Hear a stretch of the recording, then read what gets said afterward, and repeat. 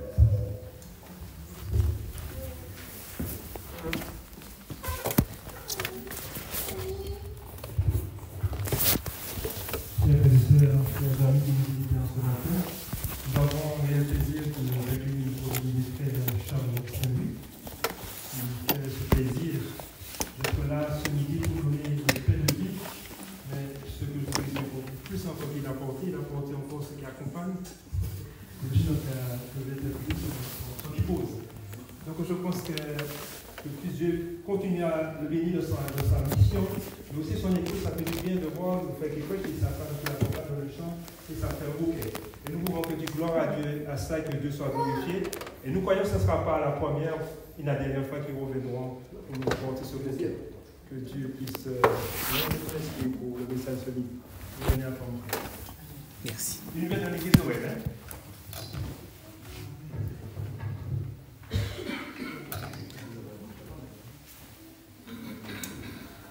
Bonjour à tous. En tout cas, ce n'est pas la première fois. La deuxième fois. C'est un véritable plaisir de se retrouver ici à Éden. Éden représente quelque chose de beau dans la Bible, n'est-ce pas? Le jardin. Et je suis persuadé en ce matin que nous sommes contents d'être présents dans ce jardin pour échanger sur la parole de Dieu. Vous savez, en ce matin, j'aimerais discuter avec vous sur le thème, le timing de Dieu. Comme nous l'avons entendu dans ce chant magnifique, Dieu n'est jamais en retard. Le problème le plus souvent, c'est que c'est nous qui cherchons à accélérer le temps et à pouvoir dire que les choses aillent beaucoup plus vite. Beaucoup d'entre nous souhaitent que ça aille beaucoup plus vite. Les jeunes souhaitent vite fait de sortir des études pour entrer dans la vie active. Les adultes cherchent rapidement, je dirais, à trouver un bon travail pour pouvoir bien vivre. D'autres jeunes cherchent rapidement à pouvoir se marier, avoir des enfants. La question que vous allez me poser, et ceux qui sont à la retraite pensent à quoi? À profiter d'une bonne retraite. Mais je me dis, et on dit aussi, nous avons hâte que le Seigneur revienne. Oui ou non? Qui n'est pas pressé que le Seigneur revienne? Personne. Nous sommes tous pressés. Mais nous avons un petit souci. Nous disons souvent, nous sommes pressés, mais cela ne se voit pas dans les actes. On a l'impression, en tant que peuple adventiste du 7e jour, que nous disons, oui, le Seigneur revient. Oui, Seigneur, viens, reviens vite. Mais dans l'action, on ne voit plus personne. Plus personne. Lorsque les difficultés arrivent, on a l'impression que tout ce que nous avons appris et même dit aux autres n'est plus d'actualité. Il est important de comprendre aujourd'hui que Dieu a un timing bien précis. Il n'y a pas de hâte avec Dieu et surtout, il n'y a pas de retard. Inclinons la tête. Seigneur Dieu, que ton Saint-Esprit soit avec chacun d'entre nous et que tout ce que je dirai en ce matin puisse venir de toi et nous fortifier dans la mission que tu nous as confiée. Amen. Amen. Nous vivons dans une société où tout va vite. Les informations circulent en temps réel. Les repas sont instantanés. Et nous n'avons pas l'habitude d'attendre le moins possible. Et pour les jeunes qui sont là, je suis sûr qu'ils connaissent ça. Lorsque ils sont connectés à Internet avec leur portable et qu'il y a un petit problème dans, je dirais, le Wi-Fi, qu'est-ce que vous faites? Sérieusement. S'il y a un problème sur le Wi-Fi, vous faites quoi? Vous dites, merci Seigneur, il n'y a pas de Wi-Fi. Honnêtement, c'est pas ça. Et même certains adultes, c'est pas ce qu'ils font. On va chercher vite fait avec son portable le réseau, comme si le réseau va apparaître. On voit souvent ça. Et ça, nous avons déjà accompli cette chose-là. Il n'y a pas de réseau. Et lorsqu'il n'y a pas de réseau, nous sommes comment? Nous sommes désespérés, embêtés. Il n'y a rien. Donc, nous avons soif d'information. Nous avons peur de manquer une information instantanée. Pourtant, Dieu ne fonctionne pas selon notre horloge humaine. Il agit selon son temps parfait. Vivre comme Jésus signifie ne connaître ni hâte, ni retard, mais faire totalement confiance à Dieu, quoi qu'il arrive. C'est-à-dire que lorsque mon portable n'a plus de connexion avec Internet, je dois me dire que c'est la volonté de Dieu. Petit amen. Hein? Lorsque je suis en difficulté, je dois me dire que c'est la volonté de Dieu. Là, c'est encore plus compliqué. Pour Internet, encore, ça passe. Mais lorsque je suis en difficulté, Mais c'est ce que l'Éternel nous demande, car il sait ce qu'il y a de meilleur pour chacun d'entre nous. Vivre comme Jésus signifie ne connaître ni hâte ni retard, mais faire totalement confiance à Dieu. Aujourd'hui, nous allons voir pourquoi et comment nous pouvons apprendre à vivre selon le timing de Dieu. Vous savez, Dieu a un plan parfait pour chaque période de notre vie. Quelle que soit la période, quelle que soit nous sommes en bonne santé, nous sommes en difficulté, nous sommes malades, le Seigneur est toujours là auprès de ses enfants. Et est-ce que vous êtes convaincus de cela? Amen. La Bible nous rappelle que Dieu contrôle le temps et les circonstances. Et Olga nous a lu dans Ecclésiaste 3, verset 1, il y a un temps pour tout, un temps pour toutes choses sous les cieux. Et ça, c'est important de comprendre pour chacun d'entre nous. Et j'insiste énormément auprès de la jeunesse. Il y a un temps pour tout. En tant que jeunes, nous avons tendance à vouloir brûler les étapes, aller très vite. Aujourd'hui, malheureusement, beaucoup de jeunes ne vivent plus leur adolescence, ne vivent plus leur jeunesse. À 15 ans, 16 ans, on veut déjà avoir 32 ans, vivre ce qu'un adulte vit. Et lorsqu'on est adulte, on veut déjà vivement penser à la retraite. Et lorsqu'on est à la retraite, on regrette la vitesse que le temps est passé aussi vite et n'avoir pu pas profiter ni de ma jeunesse, ni du fait que je sois adulte et je suis déjà à la retraite. Le grand paradoxe de l'être humain. Pressé lorsqu'on est jeune et lorsqu'on est vieux, regretter que ça a été aussi vite. Retourner dans la jeunesse. Et ça se voit, hein? Ça se voit. Ça se voit. Donc, il est important de pouvoir comprendre que tout doit s'accomplir à une période bien précise. Si j'ai 10 ans, je vis comme un enfant de 10 ans. Si j'ai 15 ans, je vis comme un jeune de 15 ans. Si j'ai 20 ans, je vis comme un jeune de 20 ans.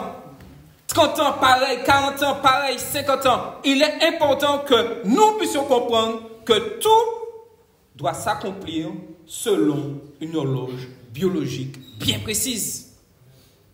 Aujourd'hui, l'ennemi de nos âmes cherche à nous faire comprendre que aller plus vite, accélérer des choses, amènerait beaucoup de bonheur. Mais cela est faux. Nous ne voyons qu'un fragment de notre vie. Tandis que Dieu, lui, il voit l'ensemble du tableau. Son timing est parfait, même lorsque nous ne le comprenons pas immédiatement. Nous avons l'histoire de Joseph. Joseph avait reçu une vision de Dieu lui montrant qu'il gouvernerait un jour. Mais est-ce qu'il a gouverné tout de suite? Est-ce que lorsqu'il a eu cette vision, qu'il a dit, ok, c'est bon, le Seigneur m'a choisi, ok, je monte, je vais dire 2 mois à Pharaon, c'est moi maintenant qui commande. Est-ce que c'est ce que Joseph a fait? Pire encore, Joseph a dû passer par la case prison avant d'arriver là où il avait reçu le songe. Imaginez, si c'était vous, on vous a promis, oui, d'être responsable, c'est vous qui serez le chef. Et vous passez par la case prison. Et lorsqu'on est en prison, on est comment? On n'a pas de liberté, privé de ses droits. Et là, assurément, humainement, toutes les mauvaises idées vous viennent à l'esprit. Certes, Seigneur, tu m'as dit que je serais le roi, mais en prison, comment puis-je devenir roi alors que je suis en prison? Est-ce que les gens vont accepter un jour d'avoir un responsable qui a passé tout son temps en prison? le Seigneur sait exactement ce qu'il nous faut. Nos épreuves ne sont pas le signe que Dieu nous a abandonnés. À aucun moment Joseph s'est dit « Dieu m'a abandonné ». Mais plutôt une opportunité pour Joseph et pour nous qui vivons des difficultés de nous façonner, de nous préparer à une bénédiction plus grande. Et lorsque nous connaissons l'histoire, nous voyons que le fait que Joseph était en prison a permis qu'il devienne, je dirais, adjoint à Pharaon. Pourquoi? Pour ceux qui connaissent l'histoire. Il a géré la prison. Il y avait 2 hommes qui ont reçu une vision et Joseph a donné l'explication. Et vous voyez encore la perplexité des choses. Joseph transmet une information à un des hommes qui sera choisi, qui gardait en vie. Et lui dit, quand tu seras auprès de Pharaon, pense à moi pour me sortir de là où je suis. Eh bien, comme nous, le plus souvent, nous oublions les promesses que nous faisons. Et voilà Joseph encore qui se disait, la semaine prochaine je vais sortir parce que le jeune homme qui est là, qui est auprès de Pharaon, va témoigner que... c'était pas encore le moment. Joseph devait encore rester en prison. Et il est encore resté en prison. Nous voyons dans Romains 8, verset 28, ce qu'il nous est dit. Nous savons du reste que toute chose concourt au bien de ceux qui aiment Dieu, de ceux qui sont appelés selon ses desseins. Joseph, lui, il a fait confiance à Dieu, dans l'épreuve. Il s'est rappelé que chaque épreuve était une préparation pour quelque chose de plus grand. Ne pas abandonner, car Dieu accomplit toujours ses promesses. Dites-moi, quelle est pour vous la plus grande chose que vous attendez? Dites-moi. La plus grande chose que vous attendez, c'est quoi? Le retour de Jésus, oui. Encore plus. Être au ciel avec lui. Encore plus. Merci. Obtenir la vie éternelle. Ok? Pour l'instant, qui a la vie éternelle ici? Personne. Personne. Et nous souhaitons tous avoir la vie éternelle. Donc, quand je sais mon objectif, c'est d'obtenir la vie éternelle, je fais tout. Oui ou non? Dites-moi. Les jeunes, lorsque vous voulez, je fais un peu de pub, un iPhone, qu'est-ce que vous faites? Dites-moi. Si vous voulez un iPhone, tu fais quoi? Tu fais quoi? Tu fais quoi? Dis-moi. Pour l'aider, il n'y a pas que vous l'aider, vous faites quoi? Ah oui. Vous allez, premier on dit à maman ou papa, je veux un iPhone. Oui ou non? Oui. Si maman dit non la première fois, vous dites quoi? Il n'y a pas de souci, je reviendrai. Soit peut-être je vais laver la voiture, je vais faire quelque chose, mais je reviendrai. Et on revient et on demande. Et on demande jusqu'à ce que on obtienne son iPhone. Et ce jour-là, on est content. De la même manière, Christ nous a promis la vie éternelle. Je fais tout dans ce que je fais dans ma vie pour obtenir la vie éternelle. Car mon objectif, c'est obtenir la vie éternelle. Mais chaque chose en son temps. Imaginez-vous un instant que dès que je demande que j'ai l'iPhone, est-ce que ça serait bon pour, je dirais, pour moi-même? C'est-à-dire, dès que je demande, j'ai aucune valeur, pas de persévérance. Et c'est là le danger de la précipitation. Quand nous n'attendons pas le temps de Dieu, nous pouvons prendre des décisions hâtives qui ont des conséquences négatives. Des fois, vaut mieux attendre 2-3 ans avant d'avoir son iPhone que de l'avoir tout de suite. Car des fois, nos parents savent que si je l'ai maintenant, ça va causer quelques problèmes peut-être dans mes études. Et même pour nous en tant qu'adultes, dans Proverbe 19, verset 2, il nous est dit, Le manque de connaissance n'est bon pour personne et celui qui précipite ses pas tombe dans le péché.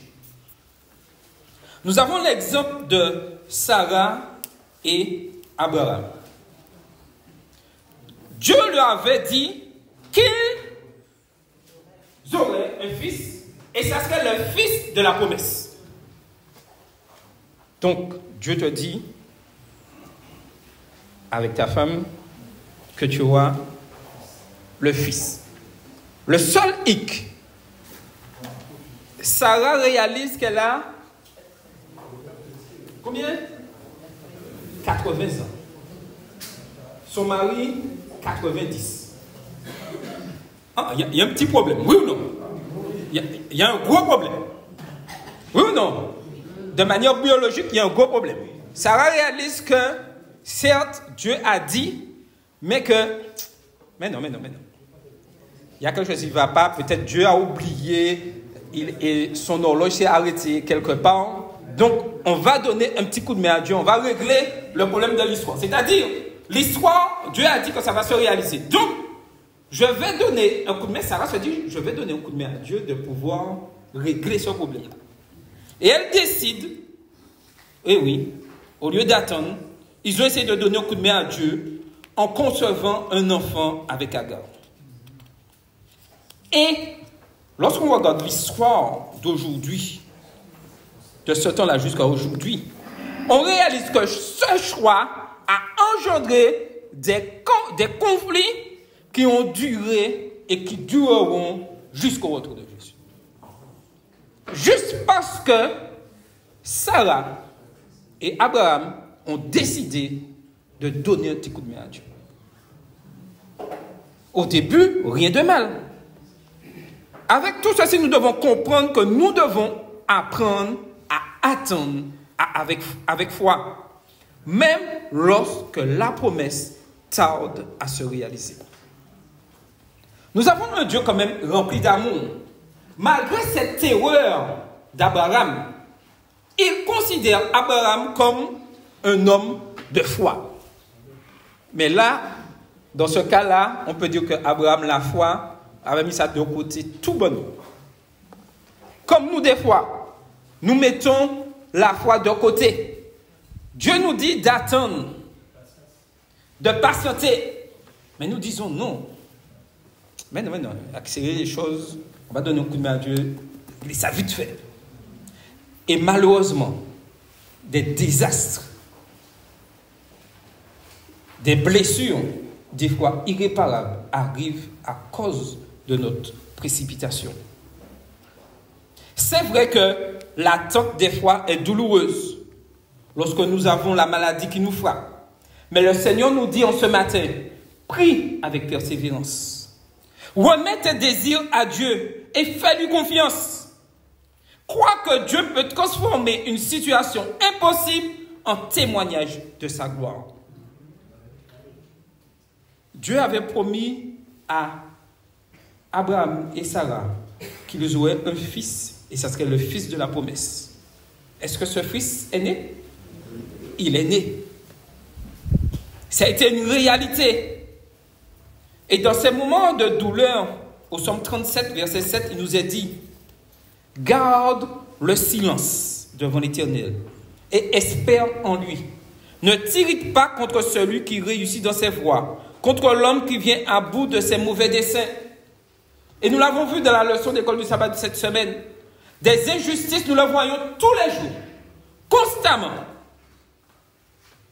Mais Dieu nous dit de lui faire confiance. Car lui, Dieu, il est juste. Car nous avons, je dirais, un avantage. Nous connaissons la fin de l'histoire. Est-ce que vous savez ça? Est-ce que vous connaissez la fin de l'histoire? Oui? Petit rappel. Les méchants seront condamnés. Oui ou non? C'est bien ça que la Bible dit. Et les justes seront avec Dieu. Voici la finalité de l'histoire. Comment cela va arriver? En tant qu'être humain, nous aimons trop faire le film. Nous aimons être les réalisateurs, comme les grands réalisateurs d'Hollywood. Mais le Seigneur nous dit que c'est lui le seul réalisateur. Et il nous donne, je dirais, cette opportunité de savoir la fin du film. Lorsque vous savez la fin du film, comment vous regardez le film? Dites-moi. Quand vous savez que le film va bien se terminer, qu'est-ce que vous dites? Quelle que soit l'action, vous voyez même l'acteur, vous savez que l'acteur principal va réussir, même si on le blesse, même si à la limite on le tue pendant le film, vous dites un moment, quelque chose va se passer parce qu'à la fin, vous savez qu'il c'est lui qui va gagner. Donc c'est la même chose. Quoi qu'il arrive, quelles que soient les circonstances, quelles que soient les choses qu'on dise de ma personne, je sais que mon but, c'est d'obtenir la vie éternelle et je ne regarde que vers ce but, quoi qu'il arrive. Jésus lui-même, il a été patient dans son ministère. Jésus aurait pu bien commencer son ministère plus tôt. Mais il a attendu près de 30 ans avant de se manifester publiquement. Il a respecté le temps de Dieu et n'a jamais, au grand jamais, été pressé. Honnêtement, si nous étions en tant que pécheurs à la place de Jésus, c'est sûr et certain nous aurions voulu régler le problème. Vous imaginez un jeune de 12 ans arriver dans le temple, pouvoir réciter les Écritures devant les grands pharisiens, les grands hommes qui connaissent sa parole, et cet enfant de 12 ans, dans 2 mots, les chefs religieux sont perdus. Imaginez-vous que vous avez un jeune comme ça. Dites-moi honnêtement, qu'est-ce que vous allez faire?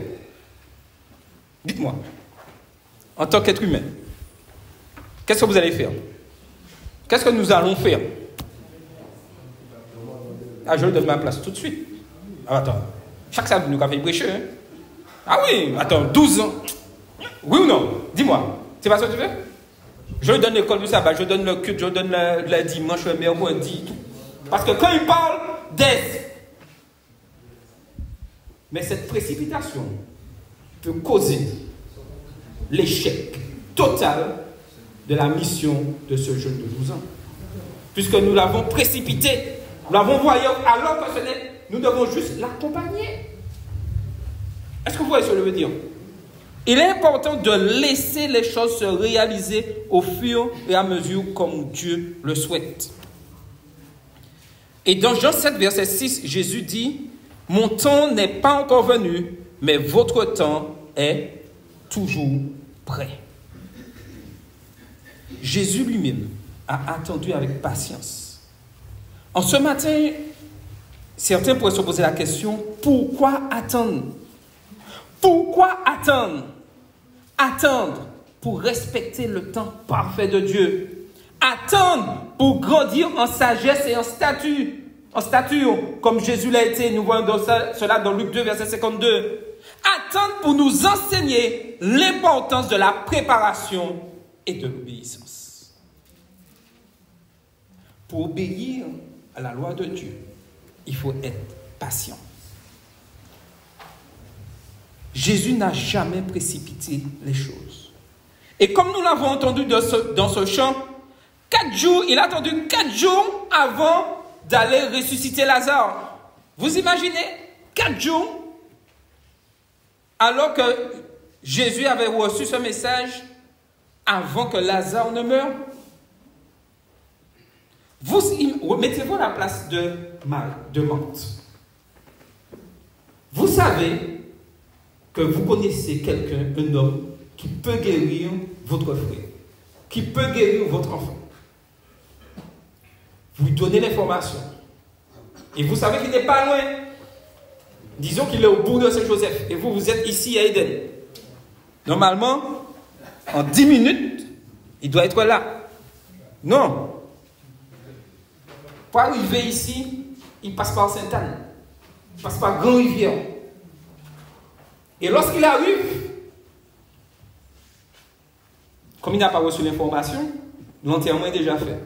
Tout est déjà réglé. Fini, mort, enterré depuis 4 jours. Et il vient vous dire, je suis venu te ramener ton frère.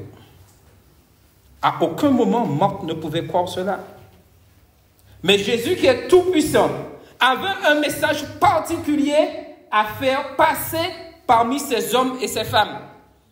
Et ce temps d'attente était nécessaire afin de comprendre aux autochtones qui étaient là la puissance de Jésus. Donc, il est important de pouvoir attendre. Jésus lui-même a encore attendu. Il a choisi le bon moment pour entrer à Jérusalem et accomplir la prophétie de Jean 12 et versets 12 à 15. Il a attendu le temps parfait pour aller à la croix et accomplir le salut. Jean 13, verset 1. Ce salut auquel aujourd'hui nous sommes sauvés par le sang de Jésus-Christ. Jésus est mort au moment qu'il le fallait. Ni trop tôt, ni trop tard, afin que nous soyons sauvés. Si Jésus, parfait et rempli du Saint-Esprit, a dû attendre, à plus forte raison, nous qui sommes pécheurs et vivons aujourd'hui au XXIe siècle, nous devons aussi apprendre à patienter, oui, à patienter dans la foi. Dans Ésaïe 40, verset 31, il nous est dit ceci. Mais ceux qui se confient en l'Éternel renouvellent leur force, ils prennent leur envol comme les aigles, ils courent et ne se lassent pas, ils marchent et ne se fatiguent pas. Ne pas voir l'attente comme une frustration, mais comme une formation. Croire que Dieu agit même si nous ne voyons rien. Et il est important, surtout, de se rappeler que le timing de Dieu est toujours meilleur que le nôtre. Le timing de Dieu est le meilleur. Y a-t-il une situation dans ta vie où tu as du mal à attendre? Comment peux-tu remettre cela entre les mains de Dieu aujourd'hui? C'est une question à laquelle nous tous nous sommes confrontés, qui nous pousse à faire une introspection profonde, à nous analyser, à voir comment pouvoir vivre dans cette attente. L'attente, en ce matin, je peux vous dire que ce n'est pas facile. Ce n'est pas facile. Surtout quand nous avons un désir ardent dans notre cœur et que nous ne voyons pas, oui, nous ne voyons pas de réponse immédiate. Nous prions, nous supplions le Seigneur et rien n'arrive. Comment remettre cela entre les mains de Dieu? Comment vivre avec, je dirais, certains des fois, ce fardeau sous le cœur? L'Éternel nous dit en ce matin, prie avec sincérité. Comme l'histoire d'Anne dans 1 Samuel 1, les versets 10 à 11. Il nous dit d'exprimer nos désirs à Dieu sans retenue. Continue à prier. Il nous dit aussi de s'appuyer sur ses promesses. Lire, méditer des versets qui rappellent que Dieu est fidèle. Dans Habakkuk 2, verset 3 et Ésaïe 40, verset 31. Aujourd'hui, nous avons un petit souci. Surtout en tant que jeunes. Surtout en tant qu'adultes en activité, remplis d'actions au niveau du travail. Combien de temps passons-nous dans la lecture de la parole de Dieu? Combien de temps passons-nous dans l'étude de questionnaire de l'école du sabbat? Combien de temps nous méditons sur les livres de méditation? Des livres sont en vente et on trouve très peu d'acheteurs. Nous nous disons en Martinique environ, sous les registres, je dirais 16 000 adventistes. Mais je vais réduire à 8 000 adventistes. Et je vais réduire dans cette salle, nous sommes environ une cinquantaine dans ce matin. Combien ont acheté le livre de méditation? Combien ont acheté le questionnaire de l'école du sabbat? Combien ont une Bible et qui l'ouvrent chaque jour? Sans lire et méditer, nous ne pourrons pas nous appuyer sur les promesses de Dieu. Nous ne pourrons pas louer au lieu de s'inquiéter. Nous ne pourrons pas rester actifs dans l'attente. Et nous ne pourrons surtout pas abandonner notre volonté à la sienne. En ce matin, je souhaiterais que nous puissions nous faire cette prière. Oui, Seigneur, je lutte parfois à attendre ta réponse. Aide-moi à te faire confiance et à croire que ton plan est parfait. Donne-moi la patience et la paix dans cette attente, que je puisse apprendre à te remettre chaque situation, sachant que tu es fidèle. Oui, fidèle. Amen. Dieu ne tarde jamais. Nous pouvons parfois penser que Dieu est en retard, que son timing est toujours imparfait. Mais dans Habakkuk 2, verset 3, il nous est dit cela. Car c'est une prophétie dont le temps est déjà fixé. Elle marche vers son terme et elle ne mentira pas. Si elle tarde, attends-la, car elle s'accomplira certainement. Le Seigneur nous a dit qu'il va revenir. Et il va revenir. Le Seigneur nous dit dans Apocalypse 14, versets 6 à 12, d'annoncer ce message des 3 anges. Ce message des 3 anges va être annoncé. Il nous dit de fuir Babylone. La fuite de Babylone va s'effectuer. Et au verset 12 d'Apocalypse 14, il nous dit ceci de très important. C'est ici la persévérance des saints qui gardent les commandements de Dieu et la foi de Jésus. Donc, nous devons persévérer. Persévérer, ça veut dire quoi? Tenir. Attendre. Oui ou non? Il faut attendre. Il faut endurer. Il faut patienter. Mais patienter comment? Dans l'action. Et je dirais, persévérer dans la foi en Jésus. Est-ce que nous persévérons dans la foi en Jésus dans nos moments d'attente?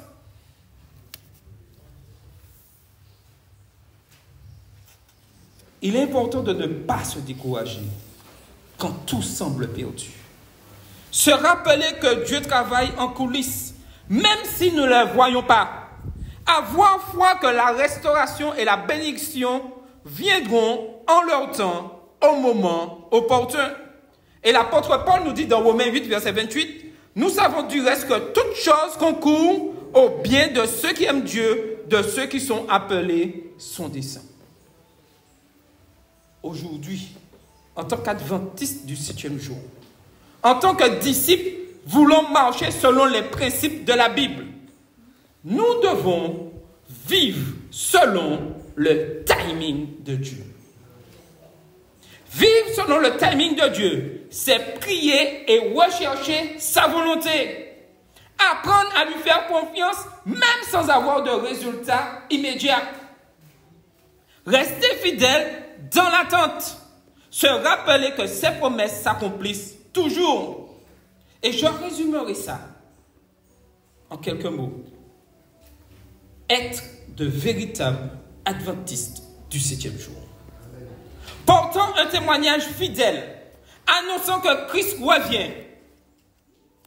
Et surtout, vivant dans l'attente du retour du Christ. Nous avons reçu un jour un appel. Nous étions heureux d'accepter le Christ, d'accepter les principes, de passer par les eaux du baptême. Aujourd'hui, que reste-t-il de ce moment-là? Le zèle est-il toujours présent? Aujourd'hui, le Seigneur ne nous abandonne pas. Il nous interpelle en ce matin et nous donne les clés pour vivre selon son timing. Il nous dit de prier, de rechercher sa volonté. Avant de prendre une décision, demandons-nous, est-ce cette décision est alignée avec la volonté de Dieu? Pour ceux qui ont à prendre des décisions difficiles dans leur vie active, lorsque je suis confronté à un problème par rapport au sabbat, quelle position je vais prendre? Le Seigneur m'a promis, oui, tu auras un travail. Et le travail est là, devant moi. Et on me dit, si tu veux avoir ce travail-là, si tu veux avoir beaucoup de reconnaissance, si tu veux avoir un salaire confortable, il suffit de venir entre 7h30 et 8h30 le samedi et ça sera bon. Quel choix allez-vous faire? 7h30, 8h30, c'est bon. Le culte commence à 8h45. Donc, je vais arriver au temps. Personne ne saura, on me voit au temps tous les samedis. Il n'y a pas de souci. Et pour bien masquer les choses, tu n'as pas besoin de sortir entre 7h30 et 8h30. Tu restes chez toi devant ton ordinateur, tu fais le travail et après tu viens. Nos problèmes? Oui ou non? Quel est le problème? Quel est le problème? Dites-moi, quel est le problème? C'est quoi le problème? On me dit gros problème. C'est quoi le problème? Oui, j'entends pas. C'est quoi le problème? Je vois tout. Oui. Qu'est-ce que dit la parole de Dieu au 4e commandement? Tu ne feras aucun ouvrage. Ni toi, ni ton fils, ni ton bétail. Donc ça veut dire que si je décide de travailler de 7h30 à 8h30, que personne ne me voit, tout ça, je suis en désaccord avec la parole de Dieu. Nous devons être fidèles dans tout. Ne pas chercher à précipiter les choses. Dieu nous a promis la vie éternelle. Ce ne sera pas un chemin facile. Il y aura des difficultés. Nous devons rechercher à faire la volonté de Dieu. Passons du temps dans la prière, mes frères et sœurs. Passons du temps dans sa parole pour mieux comprendre sa direction.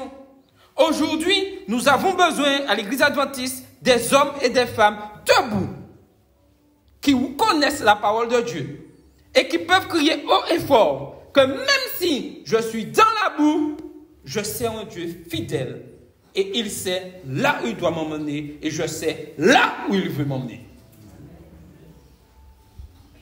Les richesses de la terre, les biens de la terre ne sont qu'éphémères, mais obtenir la vie éternelle, c'est quelque chose d'éternel. Nous devons avoir cet objectif, ne pas se décourager. Remplacer nos doutes par des déclarations de foi. Seigneur, je crois que tu agis, même si je ne le vois pas encore.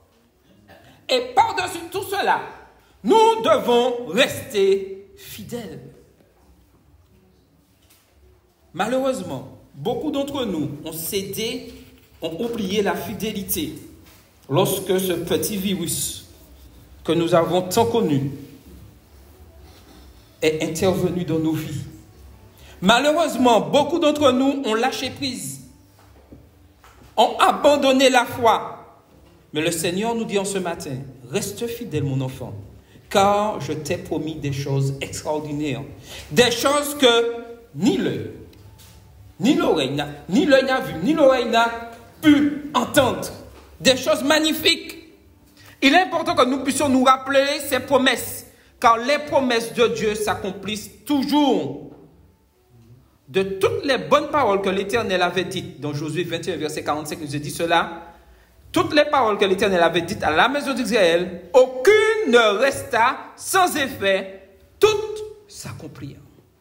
La parole de Dieu va s'accomplir à 100%. Pour finir, j'aimerais vous dire que vivre selon le timing de Dieu, c'est lui faire confiance. C'est ne pas précipiter les choses. C'est accepter que son temps est parfait. Aujourd'hui, peut-être que tu traverses une saison d'attente où tout semble incertain. Une période où tu te poses beaucoup de questions. Pourquoi je souffre autant? Pourquoi je n'ai pas toutes les ressources financières nécessaires pour pouvoir réussir? Pourquoi l'Église adventiste du 7e jour est aussi dispersée? Pourquoi des hommes bien dirigeants, connaissant la parole de Dieu, se laissent influencer et mettent un combat entre eux? Le Seigneur nous dit en ce matin, ce n'est pas ton problème. Je te demande uniquement d'être fidèle, quoi qu'il arrive. Si ce matin, vous entendiez que le président de la conférence générale ou celui qu'on vient de nommer, le président Pasteur Daniel Lachon, le président de la fédération, décide de quitter l'église adventiste du 7e jour, vous allez faire quoi? Dites-moi, vous faites quoi? Sérieusement, vous faites quoi? Bon, je prie parce que le frère est parti, mais je reste parce que je sais en qui j'ai cru. Ce n'est pas au président que j'ai cru. c'est en la parole de Dieu. Malheureusement, beaucoup d'entre nous se laissent influencer par des hommes et des femmes au lieu de se laisser influencer par la parole de Dieu. Dieu est à la tête de son Église. Dieu est à l'œuvre, même si nous ne le voyons pas tout de suite. Il ne tarde jamais et son plan pour toi est parfait. Sois patient, reste fidèle et aie confiance, car Dieu, lui, oui, Dieu est toujours à l'heure. Je vais vous inviter à ceux qui le souhaitent à vous mettre debout. Et nous aurons une prière spéciale, afin que nous puissions comprendre ce que Dieu a à nous dire en ce matin. Mon enfant, sois fidèle. Prions. Seigneur, en ce matin, nous reconnaissons ton timing, que ton timing est parfait. Même quand nous avons du mal à entendre. Aide-nous, Seigneur, à te faire confiance dans chaque situation, à ne pas précipiter les choses, mais à demeurer, oui Seigneur, fidèle à ta volonté. Donne-nous la patience et la foi pour attendre, sachant que tu agis toujours pour notre bien. Nous remettons nos vies, toute notre existence entre tes mains, et nous croyons que tu es fidèle à accomplir tes promesses. Amen. Amen. Amen. Si tu traverses une période d'attente, souviens-toi que Dieu travaille en coulisses. Quelle décision ou situation peux-tu aujourd'hui remettre entièrement entre ses mains avec confiance? Tu n'es jamais seul dans l'attente. Amen. Amen. L'Assemblée se lever. Nous allons poursuivre notre course avec persévérance. Nous chantons si.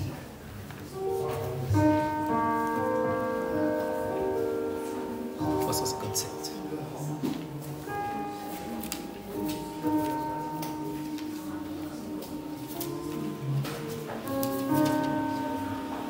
Poursuivons notre course avec persévérance et que rien d'ici-bas n'entrave notre ardeur. Déjà paraît le but, au sublime espérance. Regardons à Jésus, regardons à Jésus, couronnons-le vainqueur.